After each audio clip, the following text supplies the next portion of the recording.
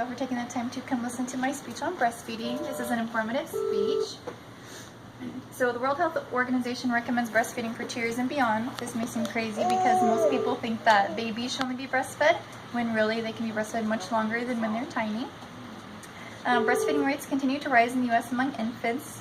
In 2013, 4 out of 5 babies started breastfeeding.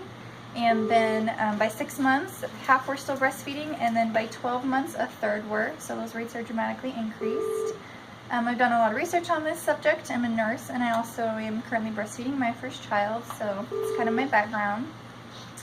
I'm going to go over the benefits breastfeeding has for mom, baby, nutritionally, for health, and then also economically, and what we as a society can do to help support breastfeeding moms. First, for the benefits for mom, our health. Breastfeeding mothers have a much lower chance of getting type 2 diabetes, cervical cancer, and breast cancer.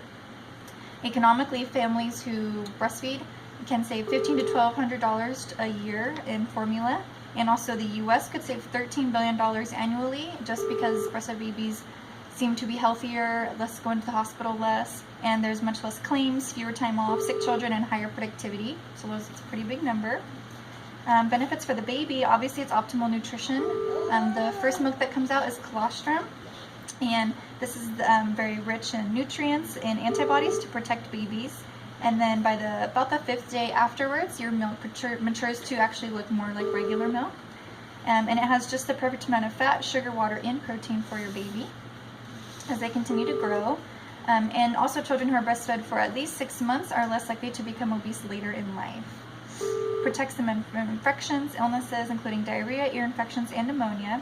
And breastfed babies are also less likely to develop asthma, and they have a much lower risk of SIDS deaths.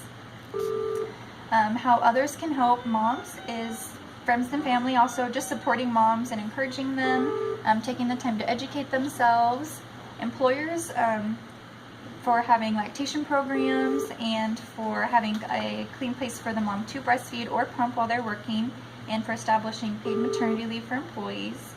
And for the healthcare community, hospitals incorporating recommendations from UNICEF and the World Health Organization's Baby Friendly Initiative, which we just did a couple weeks ago. So we are now officially a baby friendly hospital, which is really nice because it's really supporting breastfeeding moms. And ensuring that there's lactation consultants, which we also have available in our area for free. So overall, the breastfeeding benefits for mom and baby are abundant and many, and the rates continue to rise. So we should all just support breastfeeding moms. Thank you.